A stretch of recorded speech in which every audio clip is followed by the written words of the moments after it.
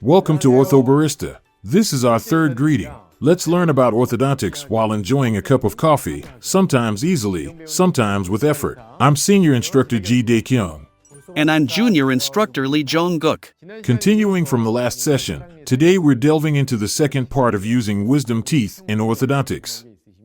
If you have any questions while watching, feel free to leave them in the chat. We will do our best to answer, and, through a random draw, we will also send out Starbucks coffee coupons. Can I get a coupon if I ask a questions? Sorry about that. So, today is the second part about wisdom teeth. Last time, we discussed two patterns related to wisdom teeth. Today, we will cover the final pattern. If you look at this paper, it will help you better understand what we discussed last time and what we will talk about today. I found some relevant papers on this topic. The papers discuss factors linked to spontaneous changes in impacted third molars without angular change when the second molars are protracted. Several factors, 5 or 6, are mentioned. One noteworthy finding is that better developed wisdom teeth, or those in a higher developmental stage, tend to show more favorable upright positioning. This aligns with the cases we will discuss today and supports what we have emphasized in previous sessions.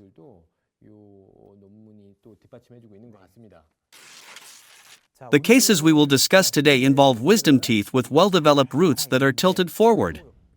We'll explore how to pull these teeth upright and whether they respond well.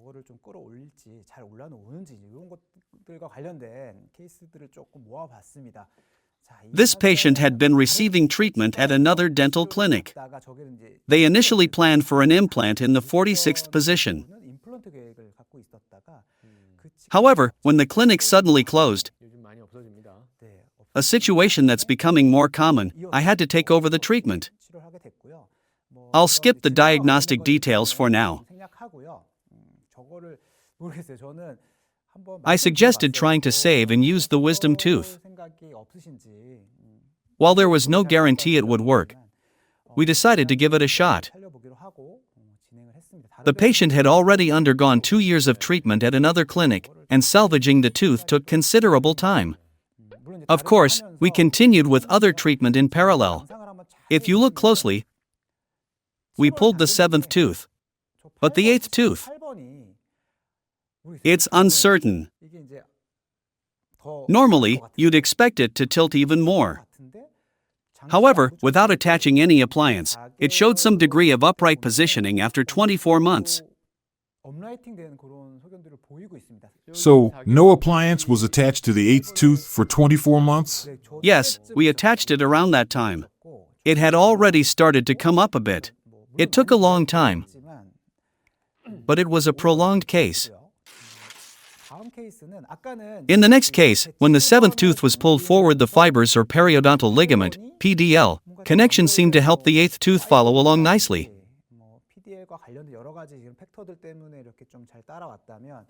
But in this case, after extracting the 47th tooth, I wondered what would happen to the wisdom tooth.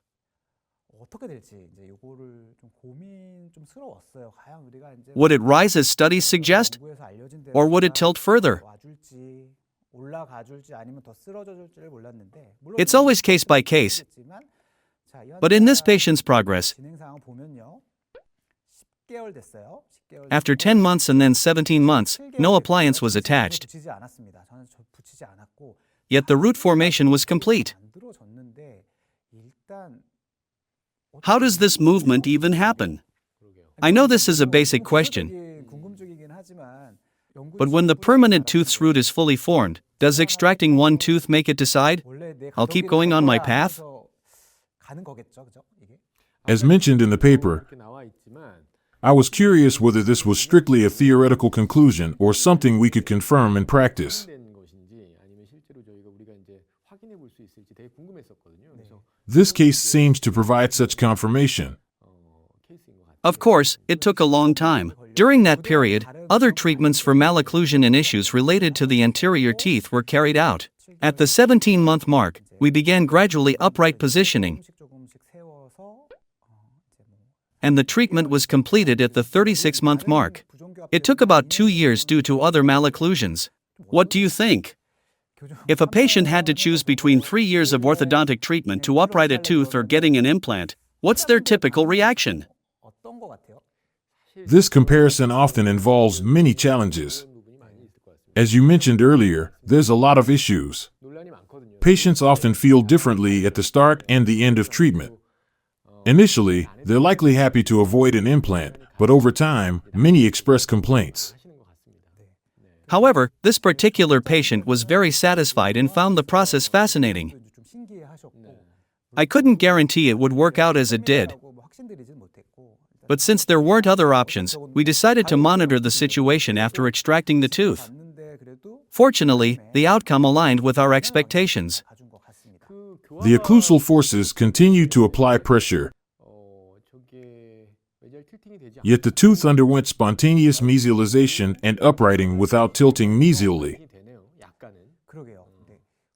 In cases of significant occlusal pressure, this might have hindered eruption, but the tooth managed to upright itself to a satisfactory degree. Similar results are observed in other clinical cases, where the intraoral radiograph shows successful outcomes. In the second image, you used skeletal anchorage, correct?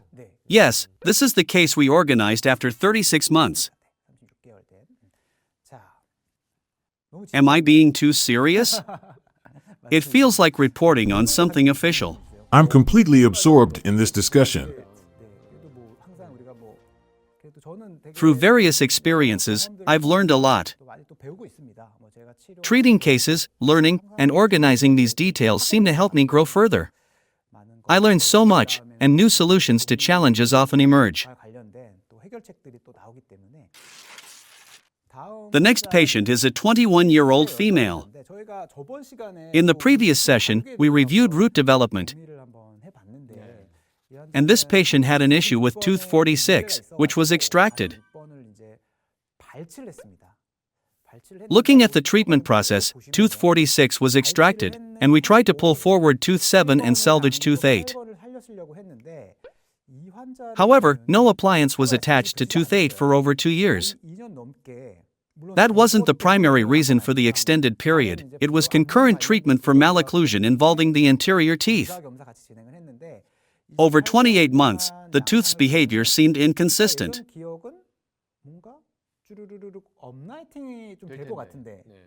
Initially, it appeared to be uprighting, but as it moved forward, it tilted again.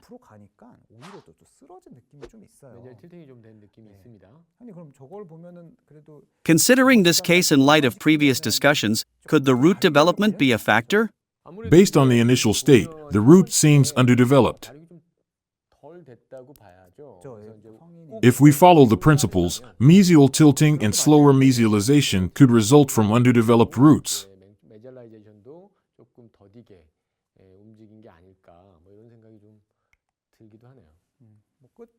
Ultimately, this case took 38 months.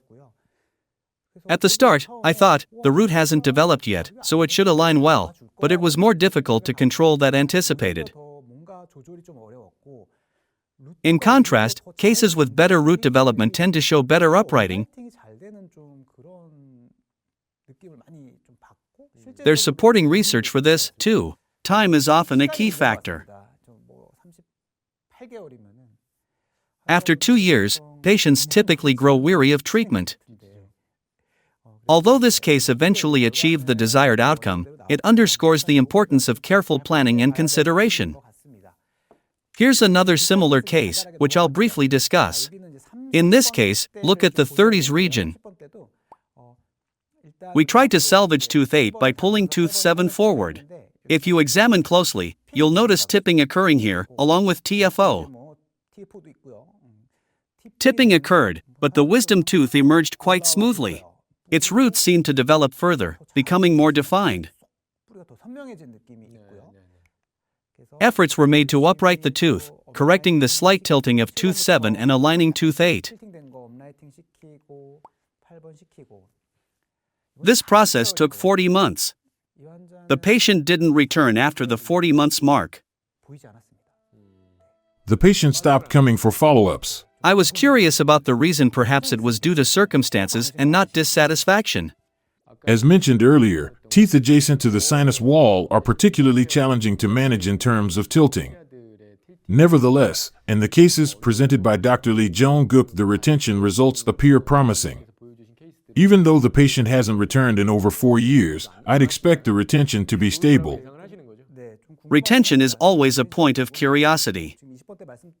While we didn't go into detail about the 20s region, deciding whether or not to pull those teeth further involves careful consideration. Should we invest more effort or not? These are questions worth discussing together. From the perspective of functional occlusion, it seems the alignment was achieved. The next case involves the maxilla, where the patient had a forward tilted alignment. About a month ago, they had tooth 27 extracted at another clinic due to issues. They were advised to visit an orthodontic clinic for further evaluation. The patient also mentioned that their front teeth seemed slightly protruded. The photo of tooth 28 was taken a month after the extraction of tooth 27. At the time, the roots seemed well developed despite being embedded. You might wonder whether this adult tooth could emerge fully. Surprisingly, as I'll show in other cases later, it emerged quite well. It emerged reasonably well, though luck may have played a role. For cases where the tooth doesn't emerge, things can become quite complicated. In this particular case, the extraction of tooth 27 was necessary, which was fortunate. Otherwise, attempting to extract with the hope that tooth 8 would emerge could have made the process more challenging. The case I just presented is one where the tooth did not successful as expected. There's also a case where no further pulling was required. This patient provided valuable information, but had to travel abroad during treatment. Even after returning to the country, they only came in for follow-up once or twice a year. The treatment was quite challenging due to this, but we recently completed debonding. You might be surprised by the duration of the treatment. If you were to diagnose this case, what kind of treatment plan would you have devised? Having seen so many cases requiring pulling, I've gained confidence in persuading patient to proceed with similar treatments.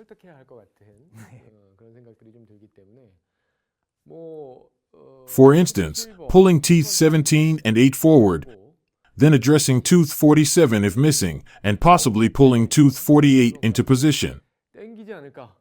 In addition, extracting tooth 36 in the periapical lesion and pulling teeth 37 and 38 forward might have been considered.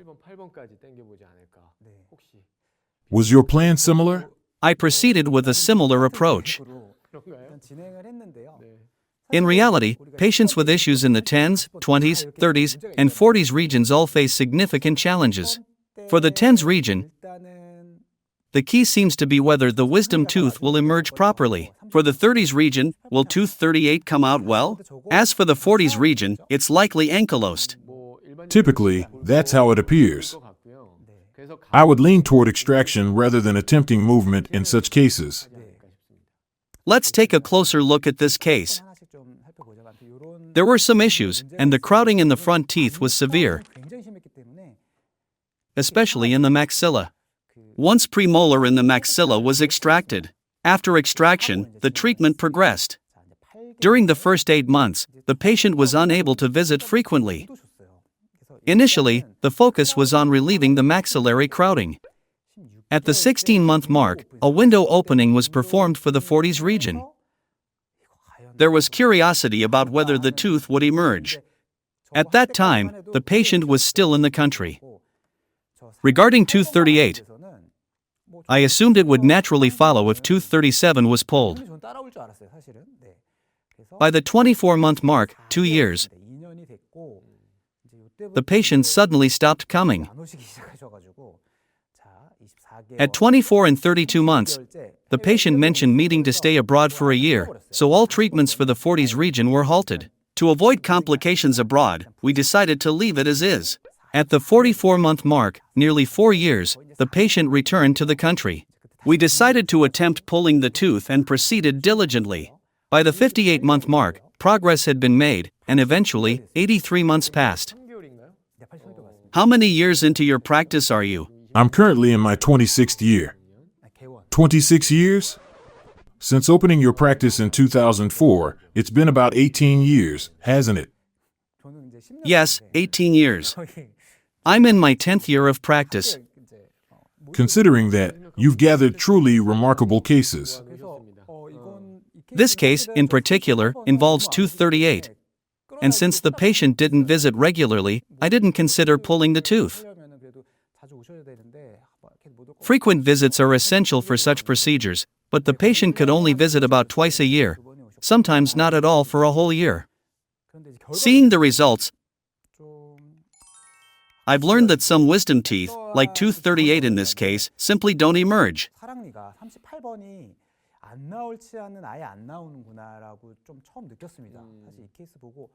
Until this case, I had assumed they would always emerge eventually.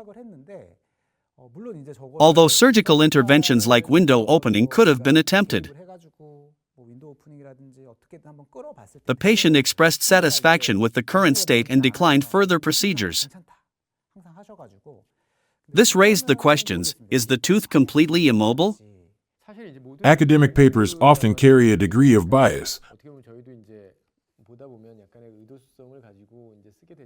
But comparing this case with others we've reviewed reveals a somewhat contradictory outcome.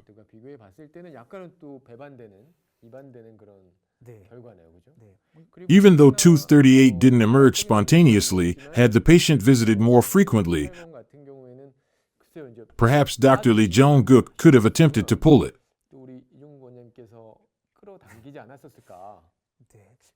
Observing closely, there may have been slight movement in tooth 8, but it's unclear. For tooth 38, the oblique edge area appears slightly more open. Depending on the angle, it could be perceived differently.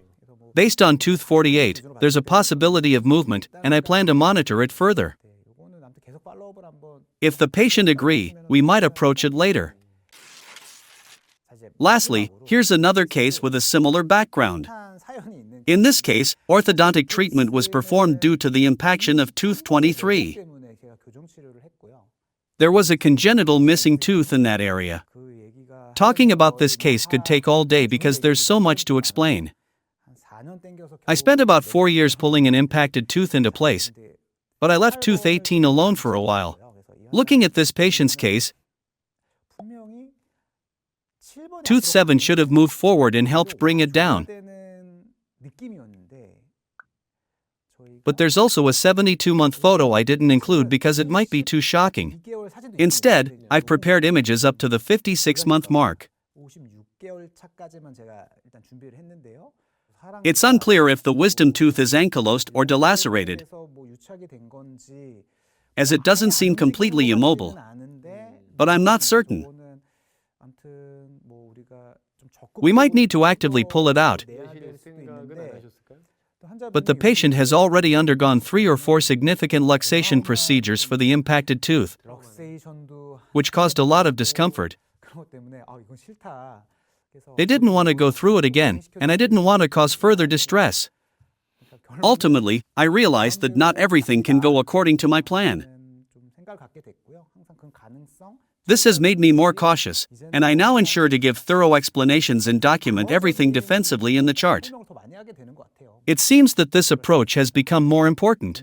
Getting the patient's consent for such cases is crucial, and reviewing cases like this emphasizes its importance. Could it be related to primary eruption failure or ankylosis? While the exact cause is often unclear, it could be one of those factors. It might still be possible to attempt extraction. But this was the first case where Dr. Lee Jong-guk decided not to pull the tooth. Including this case, there have only been 2 such instances. You've now seen the series of cases related to wisdom teeth. These are not always straightforward cases to manage. From the perspective of an orthodontist, these cases are not easy to approach, whether or not the patient has specific needs. However, I believe it's helpful to consider these options and the mechanics mentioned earlier as references. Here, you can see a recent 2020 article from AO. It discusses factors that can influence the spontaneous mesialization of the mandibular third molar during protraction of the second molar. The study found that approximately 86% of the teeth succeeded in mesialization. The study highlights the factors affecting this process. Patient age, gender, and the angulation of the wisdom tooth were reported to have little impact.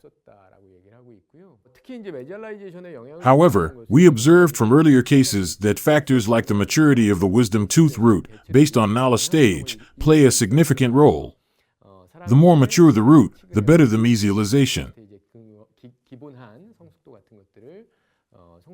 When protracting the second molar, a gradual approach, pulling slowly, seems to work better. It is hypothesized that this might be due to the tensile forces on the periodontal ligament. The results align with this, showing that the angulation of the wisdom tooth doesn't strongly correlate with the outcome. Some studies conclude that angulation isn't a major factor.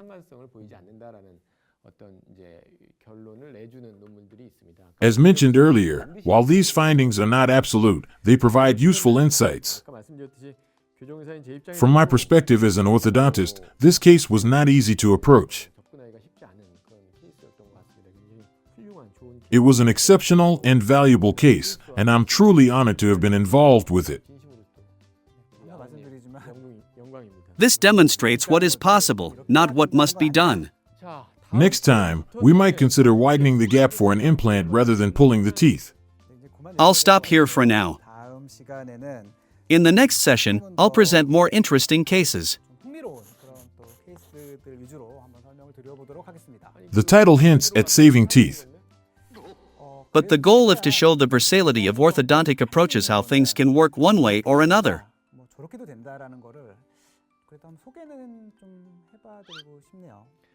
Please look forward to it. This concludes the third Ortho Barista. Have a sweet afternoon, and I hope you enjoy your afternoon consultations. Thank you.